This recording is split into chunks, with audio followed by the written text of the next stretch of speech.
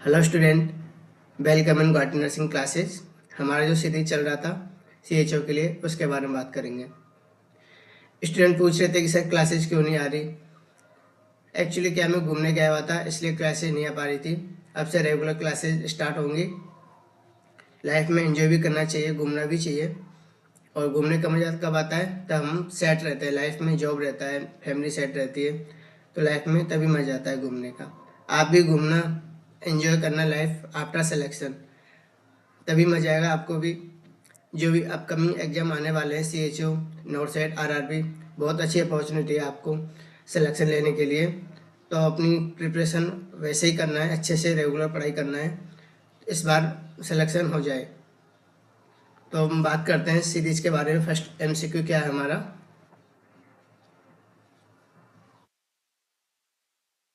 What room temperature should be maintain during period of phototherapy के दौरान जो room temperature होता है वो कितना होना चाहिए, इसके बारे में पूछा गया है।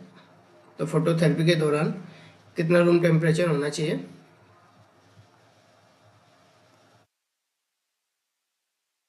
फोटोथेरेपी, फर्स्ट हमें फोटोथेरेपी के बारे में पता होना चाहिए, फोटोथेरेपी क्या होता है।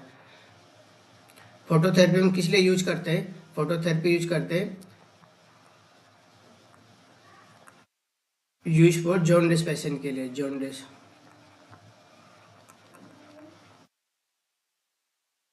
पेशेंट के लिए, जॉन्डिस में क्या होता है, इंक्रीज बिलीरुबिन लेवल होता है। Bilirubin,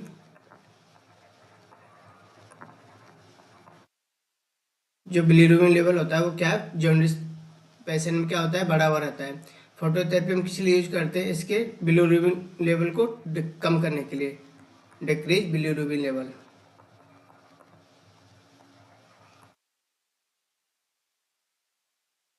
decrease bilirubin level. Phototherapy हम क्यों यूज करते हैं, ये किस लिए यूज करते हैं, जो जॉन्डिस पेशेंट होता है उसमें हम क्या फोटोथेरेपी यूज करते हैं। और जॉन्डिस में क्या होता है, जो बिलीरुबिन लेवल होता है वो क्या होता है, बढ़ा रहता है, इंक्रीज देखने को मिलता है। तो फोटोथेरेपी इनसे हम क्या करते हैं, जो बिलीरुबिन लेवल बढ़ा रहता है उसको हम क्या करते हैं, डिक्रीज करते हैं, डिक्रीज। और डिक्रीज करने के लिए, इसके लिए जो टेम्परेचर होता है वो कितना होना चाहिए, ऑप्शन में देखते हैं। ऑप्शन ए क्या है, 30 to 32 degree centigrade. Option B क्या है, 26 to 28 degree centigrade. Option D क्या है, सी क्या है, 28 to 30 degree centigrade. Option D क्या है, 24 to 26 डिग्री सेंटीग्रेड। जो फोटोथेरेपी के लिए टेम्परेचर होना चाहिए वो कितना होना चाहिए, 28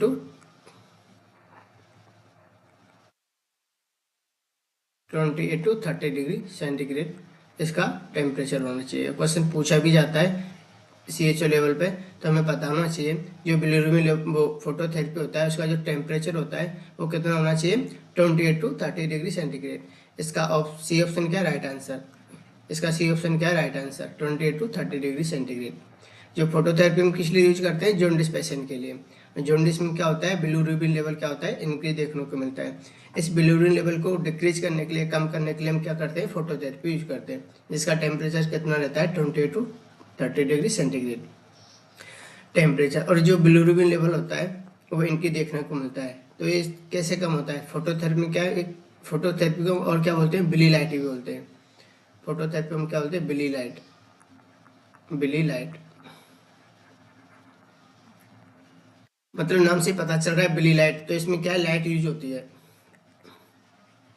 लाइट। लाइट कौन सा लाइट रहता है, ब्लू, ब्लू कलर का, इसलिए हम इसको ब्लू लाइट भी बोलते हैं फोटोथेरेपी को। Blue light and white, and white.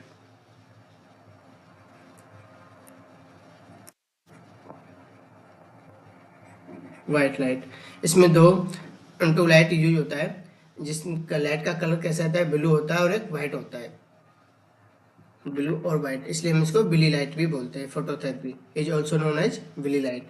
जो डिस्टेंस होता है लाइट और बेबी का, फोटोथेरेपी क्या होता है, लाइट,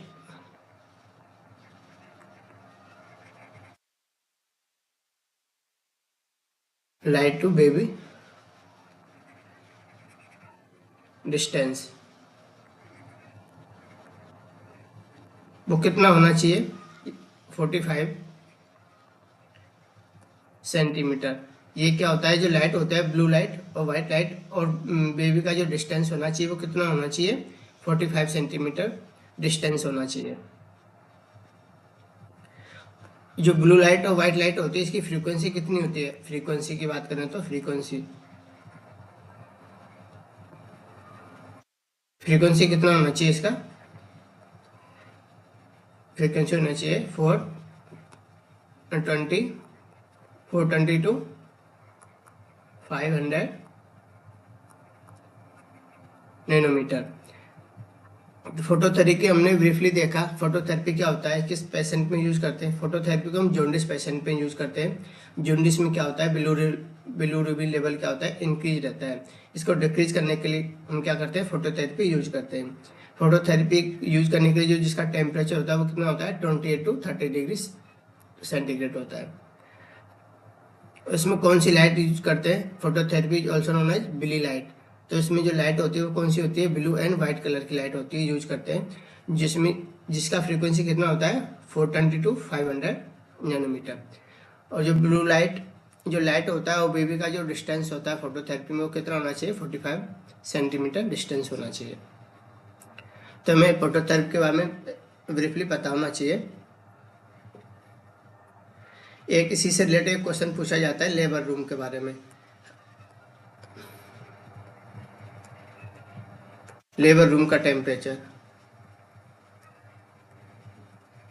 जो लेबर रूम होता है उसका टेम्परेचर कितना होना चाहिए, तो इसी से रिलेटेड कितना होना चाहिए, 25 टू 28 डिग्री सेंटीग्रेड। ये क्या है, 25 टू 20 डिग्री सेंटीग्रेड क्या होता है, ये लेबर रूम का टेम्परेचर होता है। जो डिलीवरी रूम होता है लेबर रूम, उसका जो टेम्परेचर होना चाहिए वो कितना होना चाहिए, 25 टू 28 डिग्री सेंटीग्रेड। इसमें बच्चों को कन्फ्यूजन रहता है, तो हमेशा कैसे याद रखना है इसको, जो फोटोथेरेपी होता है उसका टेम्परेचर लेबर रूम से ज़्यादा होता है। तो उसको हम कैसे याद रख सकते हैं, जो फोटोथेरेपी होता है उसमें जो वर्ड होते हैं वो क्या होते हैं, लेबर से ज़्यादा होते हैं।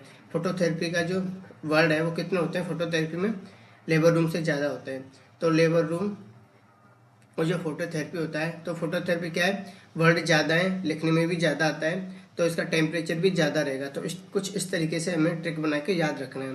तो फोटोथेरेपी का जो टेम्परेचर होता है वो कितना होता है, 28 to 30 degree centigrade.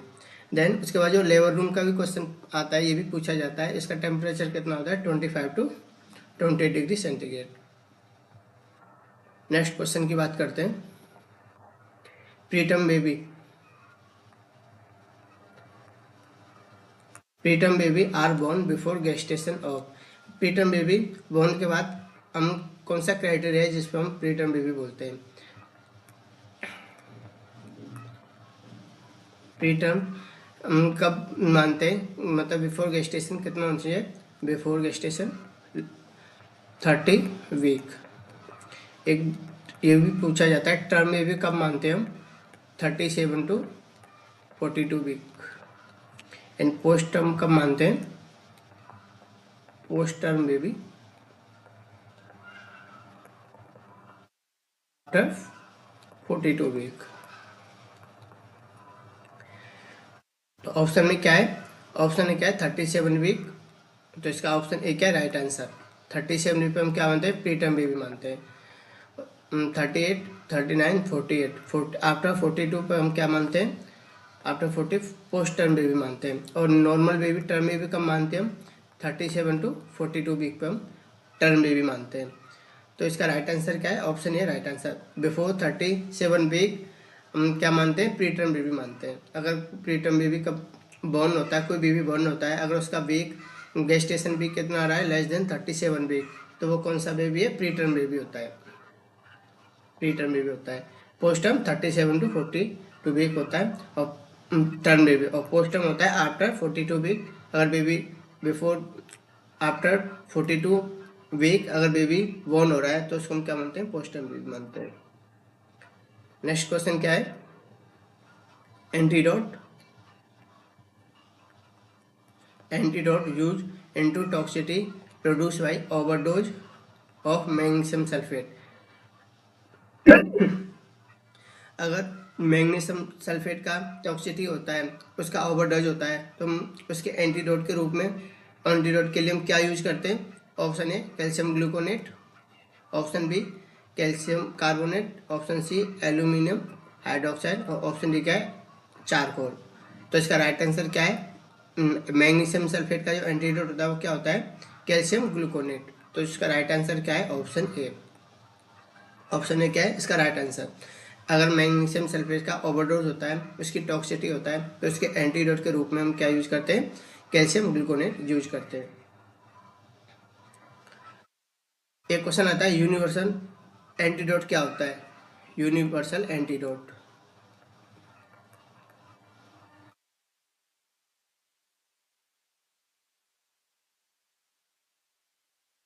Universal antidote, तो जो एक्टिवेटेड चारकोल होता है इसको हम क्या बोलते हैं? यूनिवर्सल एंटीडोट बोलते हैं। अगर किसी मेडिसिन का ओवरडोज होता है, अगर उसका एंटीडोट नहीं है अवेलेबल, तो हम एंटीवेट जो एक चारकोल होता है उसको हम यूनिवर्सल एंटीडोट के थ्रू यूज कर सकते हैं।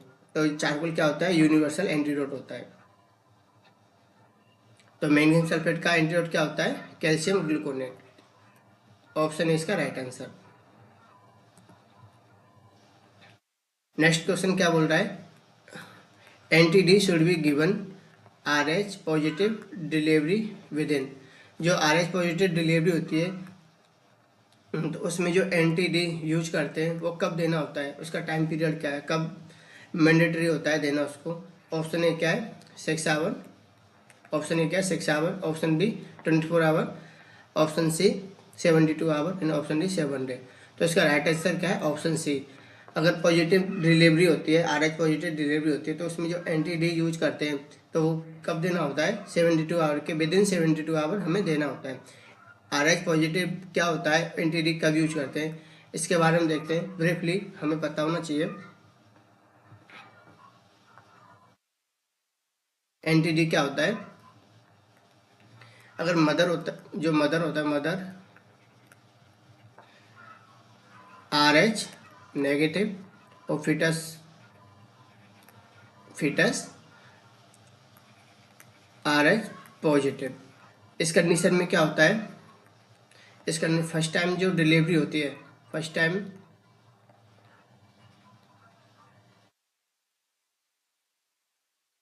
टाइम जो डिलीवरी होता है उसमें क्या कोई प्रॉब्लम नहीं होती, no problem. And second time, जो सेकेंड टाइम डिलीवरी होती है उसमें क्या होता है? मदर और फीटस के बीच में क्या जो प्लेसेंटा होता है उसके थ्रू क्या है फीटस को, मदर से फीटस को प्लेसेंटा के थ्रू क्या न्यूट्रिशन मिलता है। जो भी एंटीबॉडी इम्यूनोग्लोबिन होता है वो भी क्या है प्लेसेंटा के थ्रू फीटस को मदर से यूज होता रहता है। प्लेसेंटा क्या होता है? जो न्यूट्रिशन एंटीबॉडी इम्यूनोग्लोबिन जो भी है उस प्लेसेंटा के थ्रू क्रॉस करके फीटस तक पहुंचता है। इससे क्या है फीटस को न्यूट्रिशन मिलता है प्लेसेंटा के थ्रू, इम्यूनोग्लोबिन जो भी है और एंटीबॉडी जो भी मिलता है वो यूज होता है फीटस को मदर से। फर्स्ट टाइम डिलीवरी में क्या होता है? इजीली क्रॉस कर जाता है। जो IgM होता है फर्स्ट टाइम इम्यूनोग्लोबिन फीटस को मिल जाता है, उसमें कोई प्रॉब्लम नहीं होता। सेकेंड टाइम क्या होता है? जब प्लेसेंटा के थ्रू इम्यूनोग्लोबिन मिलता है तो सेकेंड टाइम क्या होता है? इसको प्रिवेंट करने के लिए, सेकेंड टाइम डिलीवरी को प्रिवेंट करने के लिए, to prevent foetus, second time delivery में क्या होता है? टू, इसमें क्या करते हैं? To prevent foetus birth defect, foetus का बर्थ डिफेक्ट ना हो उसको प्रिवेंट करने के लिए हमें क्या करना होता है? RH इम्यूनोग्लोबिन एडमिनिस्ट्रेशन करना होता है।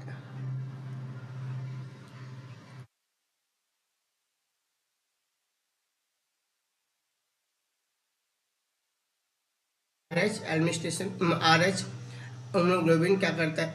विद इन एडमिनिस्ट्रेशन करना होता है विद इन 72 आवर में, विद इन 72 आवर में हमें क्या देना होता है? RH इम्यूनोग्लोबिन देना होता है। क्यों? क्योंकि क्या करना होता है? Prevent birth defect, foetal birth defect ना हो, इसके प्रिवेंट करने के लिए हमें RH immunoglobin within 72 hour administration करना पड़ता है। किसको? मदर को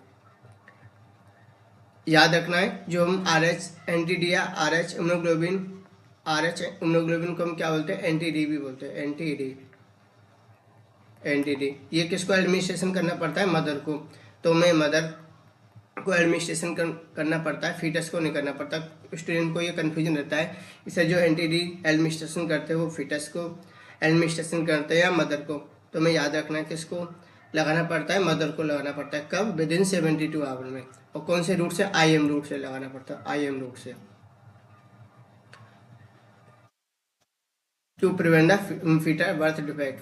फीटस का बर्थ डिफेक्ट ना हो, इसलिए हमें RH हीमोग्लोबिन या एंटीडी एडमिनिस्ट्रेशन करना पड़ता है मदर को IM रूट से। तो कब करना पड़ता है? Within 72 hour. तो इसका राइट आंसर क्या है? ऑप्शन सी। नेक्स्ट क्वेश्चन देखते हैं। RH immunoprophylaxis in RH negative mother is given if abortion occur in. वो क्वेश्चन जैसे हमने बात करी थी, जो RH इम्यूनोप्रोफाइलैक्सिस या इम्यूनोग्लोबिन होता है वो RH नेगेटिव मदर को एडमिनिस्ट्रेशन करना पड़ता है इफ अगर अबॉर्शन अकर इन, अगर अबॉर्शन हो रखा है। कब? ऑप्शन ए क्या बोलता है? More than 12 week of pregnancy, option B less than 12 week of pregnancy, and option C ectopic pregnancy. तो कब अगर अबॉर्शन हो रखा है, RH नेगेटिव मदर है, तो उसको इम्यूनोग्लोबिन कब कौन सी कंडीशन में देना पड़ता है? तो ऑप्शन ए बी सी क्या राइट आंसर। अगर मोर देन 12 वीक प्रेगनेंसी में अबॉर्शन हो रखा है तब हम क्या RH इम्यूनोप्रोफाइलैक्सिस से यूज़ कर सकते हैं। या लेस देन 12 वीक से हो रखा है प्रेगनेंसी है, अगर उसमें अगर अबॉर्शन हो रखा है उसमें भी हम RH इम्यूनोप्रोफाइलैक्सिस यूज़ कर सकते हैं अगर RH नेगेटिव मदर है तो इसका राइट आंसर क्या है? All of the above. इसका देखते हैं कि RH इम्यूनोग्लोबिन क्या होता है और कैसे यूज करते हैं। Administration RH immunoglobin to the mother within कब करना होता है? 72 आवर ऑफ डिलीवरी। अगर मदर क्या है? If the mother is RH negative, अगर RH नेगेटिव मदर है और फिर the RH status is positive. अब RH फिटस क्या है? पॉजिटिव है या अननोन है। जैसे कि मैंने बताया RH नेगेटिव मदर है एंड RH फिटस पॉजिटिव है या अननोन है, तो इस कंडीशन में क्या करते हैं? RH इम्यूनोग्लोबिन या एंटीडी यूज करते हैं विद इन 72 आवर। एंड कितना डोज रहता है उसका? एडमिनिस्ट्रेशन 300 माइक्रोग्राम एंटीडी गामा ग्लोबुलिन, जिसको हम क्या बोलते हैं? रोगाम बोलते हैं। एंड फुल टर्म डिलीवरी, अगर जो फिटस है उसका टर्म बेबी है, टर्म का क्या क्राइटेरिया रहता है? 37 to 48 वीक। और उसका क्राइटेरिया है तो हम कितना इम्यूनोग्लोबिन यूज करते हैं? एंटीडी कितना करते हैं? 300 माइक्रोग्राम यूज करते हैं। या अबॉर्शन मोर देन 12 वीक, अगर अबॉर्शन हो रखा है more than 12 week of pregnancy तो उस कंडीशन में भी क्या करते हैं? 300 माइक्रोग्राम एंटीडी इम्यूनोग्लोबिन यूज करते हैं।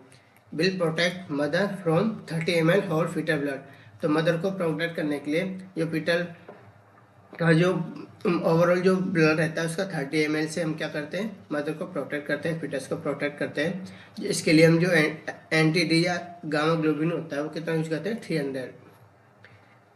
Administration 5 microgram RH immunoglobin if abortion occur first trimester before 12 week, अगर बिफोर 12 वीक या अबॉर्शन हो रखा है या फर्स्ट ट्राइमेस्टर में हो रखा है तो इसके लिए हम कितना यूज करते हैं? 50 माइक्रोग्राम RH इम्यूनोग्लोबिन यूज करते हैं। तो हमें डोज भी याद रखना है। इसका रूट से भी क्वेश्चन आता है, IM रूट से एंटीडी एडमिनिस्ट्रेशन करते हैं और विद इन 72 आवर, ये टाइम भी याद रखना है। तो इससे 3 क्वेश्चन पूछे जाते हैं। RH negative mother, RH positive और फिटस है तो उस कंडीशन में एंटीडी का यूज करना होता है हमें। एंटीडी विद इन 72 आवर में एडमिनिस्ट्रेशन करना पड़ता है। रूट IM रहता है और डोज कितना रहता है? 300 माइक्रोग्राम और 50 माइक्रोग्राम, ये क्या डोज रहता है। नेक्स्ट क्वेश्चन देखते हैं। तो इसका राइट आंसर क्या है? All of the above. Who discover virus in biology, biology के अंदर जो वायरस होता है उसको डिस्कवर किसने करा है? Option A Robert Koch, option B Dmitri Ivanovsky, option C एवार Jenner and option D Robert Hooke. तो इसका राइट आंसर क्या है? Option B. ऑप्शन बी इसका राइट आंसर है। जो वायरस को किसने डिस्कवर करा था? डिमित्री लेबोंस्की ने डिस्कवर करा था। रॉबर्ट कोच ने क्या डिस्कवर करा था? रॉबर्ट कोच क्या आता है? फादर ऑफ बैक्टीरियोलॉजी, एक इसको हम क्या बोलते हैं? Father of bacteriology, father of bacteriology. और जो टीबी ट्यूबरक्लोसिस बैक्टीरिया रहता है, जो टीबी का बैक्टीरिया रहता है माइकोबैक्टीरियम ट्यूबरक्लोसिस, इसको डिस्कवर किसने किया था? रॉबर्ट कोच ने भी किया था। तो father of bacteriology end TB का जो वायरस होता है उसको किसने डिस्कवर करा था? रॉबर्ट कोच ने। और वायरस का किसने कराया था? डेमिस्टिलोवस्की ने। एडवाइस जेनर को हम क्या बोलते हैं? Father of immunology, father of immunology.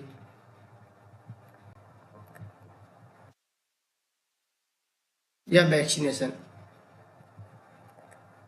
Vaccination vaccination का जो पॉइनर होता है, डिस्कवर होता है एंड इम्यूनोलॉजी का, वो कौन होता है? Edward Jenner. रॉबर्ट हुक क्या है? रॉबर्ट उसने किसको डिस्कवर करा था? सेल को डिस्कवर करा था। तो इसका राइट आंसर क्या है? Option B, option B. Next question क्या है? Drug use to relieve pain are term age. जो ड्रग होता है पेन को रिलीव करने के लिए कौन सा ड्रग यूज करते हैं? Option A anaesthetic, option B analgesic, option C antidote and option D antipyretic. तो इसका राइट आंसर क्या है? एनाल्जेसिक। जो एनाल्जेसिक होता है वो किस लिए यूज होता है? ड्रग पेन को रिलीव करने के लिए। रिलीव पेन को रिलीव करने के लिए कौन सा ड्रग यूज करते हैं? एनाल्जेसिक ड्रग यूज करते हैं। एनेस्थेटिक ड्रग होता है वो क्या होता है? सेडेशन के लिए,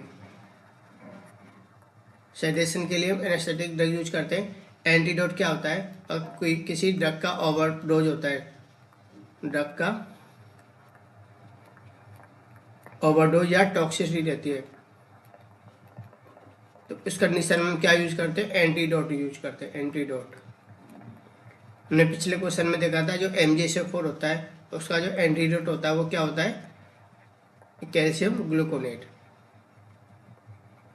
कैल्शियम ग्लूकोनेट क्या होता है? MgSO4 का एंटीडोट होता है। कि MgSO4 की टॉक्सिसिटी या ओवरडोज होता है तो उसके लिए हम कैल्शियम ग्लूकोनेट यूज करते हैं।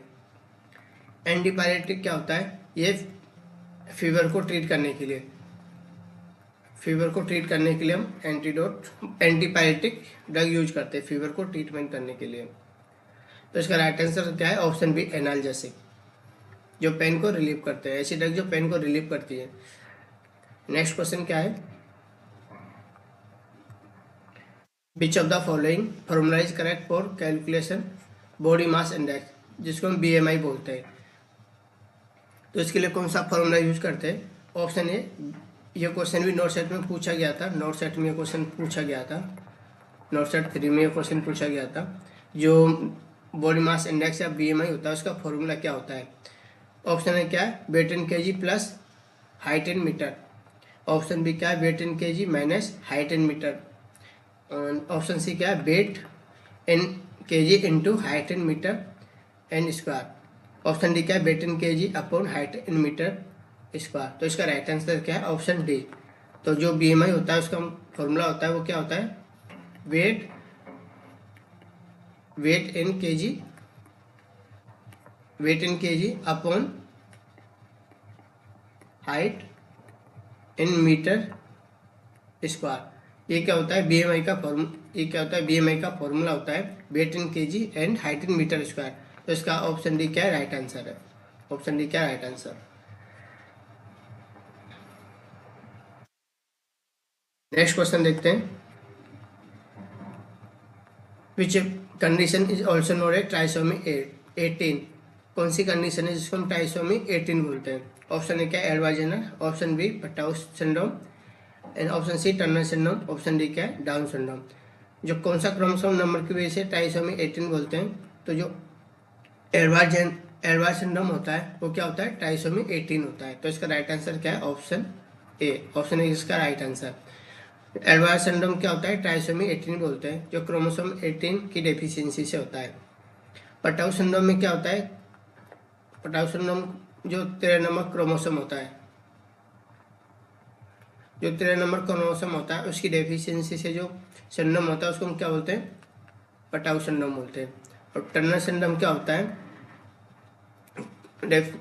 45X, या जो क्रोमोसोम की डेफिशिएंसी होता है 45 क्रोमोसोम की डेफिशिएंसी से जो सिंड्रोम होता है उसको हम क्या बोलते हैं, टर्नर सिंड्रोम बोलते हैं, टर्नर सिंड्रोम, या इसको बोलते हैं X0, X0।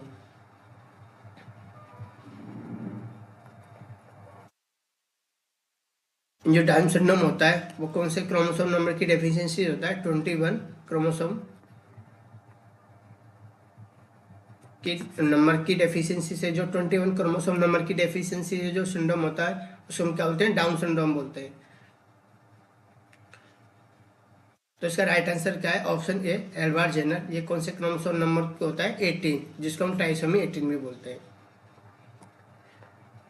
नेक्स्ट क्वेश्चन क्या है, in which following is congenital cyanotic heart disease. Congenital cyanotic heart disease कौन सा है, ऑप्शन ए क्या है, arterial septal defect, option D B क्या है, ventricular septal defect, option C patent ductus arteriosus, and option D pulmonary stenosis.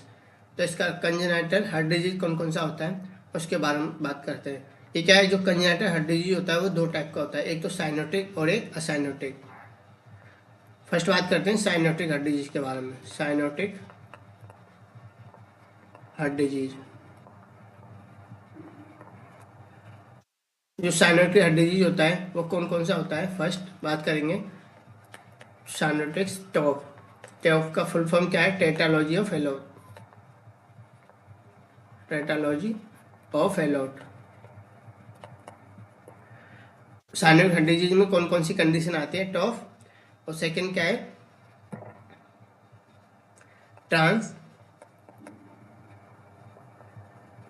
Position,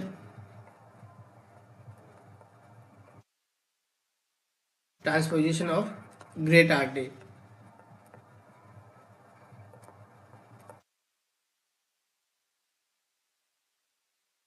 third क्या आता है, एट्रेसिया, ट्राई एट्रेसिया।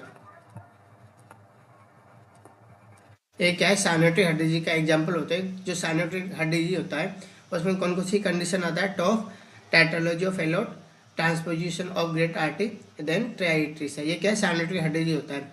एक आता है acyanotic heart disease,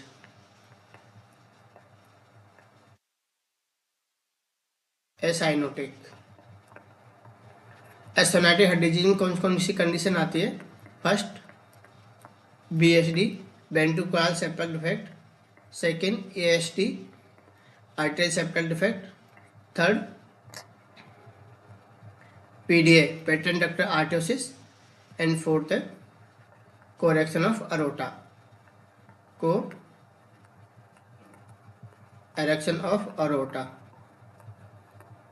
correction of aorta. ये चार कंडीशन क्या आती है, एसाइनोटिक हार्ट डिजीज के अंदर आता है। तो हमें पूछा गया साइनोटिक हार्ट डिजीज कौन सा है, ऑप्शन ए क्या है, arterial septal defect, option B ventricular septal defect, option C क्या है, patent ductus arteriosus, option D क्या है, पल्मोनरी स्टेनोसिस। जो टॉप होता है उसके अंदर चार कंडीशन आती है। टॉप के अंदर वो कौन कौन सी कंडीशन आती है, टॉप के अंदर टेट्रालॉजी ऑफ एलोट के अंदर क्या आता है, पल्मोनरी स्टेनोसिस,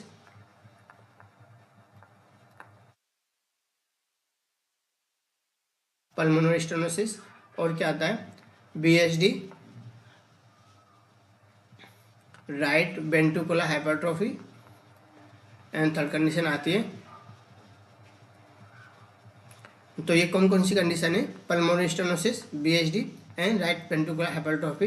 ये क्या है, टॉप के अंदर ये कंडीशन आती है। तो इसका राइट आंसर क्या है, ऑप्शन डी। ऑप्शन डी इसका क्या राइट आंसर है, ऑप्शन डी।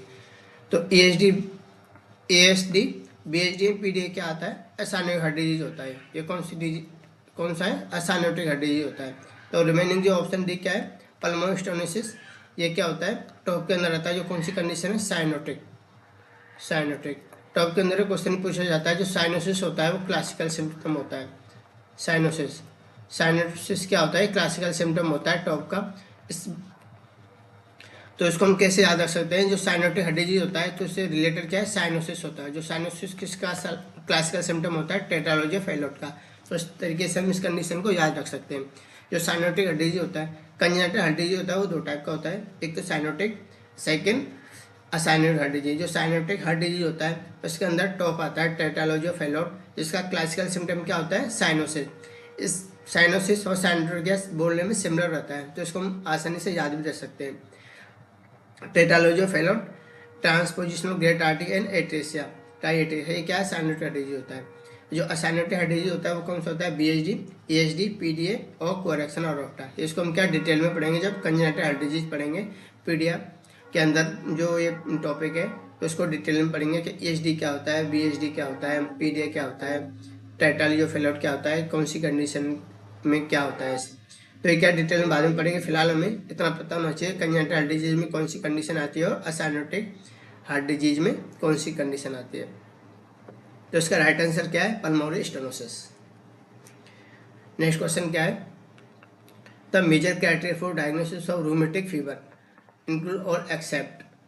हमें पूछा गया है जो रूमेटिक फीवर होता है उसका जो मेजर क्राइटेरिया होता है उसमें क्या डायग्नोस देखने को मिलेगा, एक्सेप्ट उसको छोड़ के मैं पूछा है मेजर सिम्टम देखने को मिलेगा, उसको एक्सेप्ट में पूछा गया है। मतलब इसमें से क्या 3 राइट आंसर है एंड 1 रॉन्ग आंसर है। तो एक्सेप्ट हमें क्या ध्यान रखना है, जो एक्सेप्ट का मतलब क्या होता है? 4 ऑप्शन में से क्या होता है? 3 या तो रॉन्ग होगा एंड 1 क्या होता है? राइट। 3 रॉन्ग होगा एंड 1 ऑप्शन क्या होता है? राइट होता है। एक्सेप्ट का मीन्स ये होता है, ठीक है। तो एक्सेप्ट या एक्सेप्ट ये क्या है? बोलने में भी सिमिलर है तो देखने में भी सिमिलर होता है। तो क्वेश्चन को हमें क्या अच्छे से रीड करना है कि हमें क्वेश्चन में क्या पूछा गया है। तो ऑप्शन ए क्या है? कार्डाइटिस। ऑप्शन क्या है? कार्डाइटिस। ऑप्शन बी क्या है? Fever. Option C chorea and option D क्या है? Subcutaneous nodules. तो रूमेटिक फीवर में क्या 2 क्राइटेरिया होते हैं, एक तो मेजर और एक माइनर। एक होता है मेजर क्राइटेरिया। मेजर क्राइटेरिया में क्या क्या आता है? ब्रेन के अंदर कौन सा सिम्टम होता है? कोरिया। एक होता है हार्ट के अंदर क्या होता है? हार्ट के अंदर एक एस्को बॉडी कौन सी कंडीशन में देखने को मिलता है? रूमेटिक फीवर में एस्को बॉडी। जो हार्ट में ये क्वेश्चन पूछा जाता है मिट्रल जो बाल्ब स्टेनोसिस होता है वो कौन सी कंडीशन में देखने को मिलता है? रूमेटिक फीवर में मिट्रल बाल्ब स्टेनोसिस। मेजर क्राइटेरिया में कौन सा सिम्टम आता है? डायग्नोज देखने में ब्रेन के अंदर कोरिया, हार्ट के अंदर एस्को बॉडी एंड मिट्रल बाल्ब स्टेनोसिस, देन जॉइंट। थर्ड क्या है? Joint. First second and third क्या है? जॉइंट के अंदर कौन सा देखने को मिलता है? पॉलीआर्थैल्जिया। इसको बोलते हैं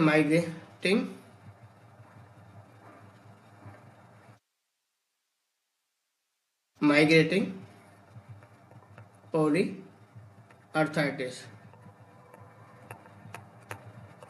पॉलीआर्थराइटिस।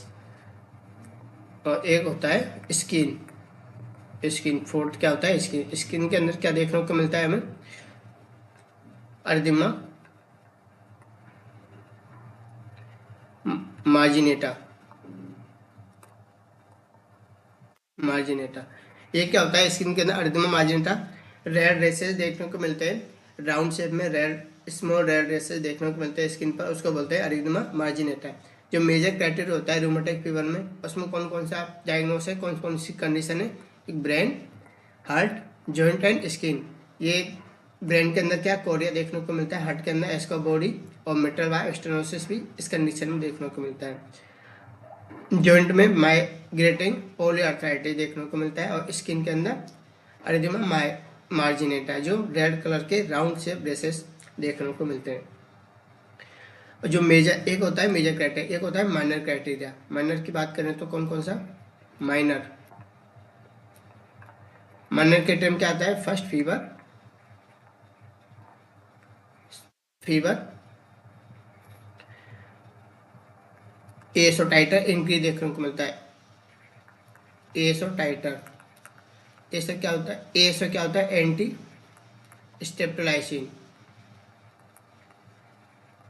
स्टेप्टोलाइसिन। ये क्या इनकी देखने को मिलता है। ESR erythrocyte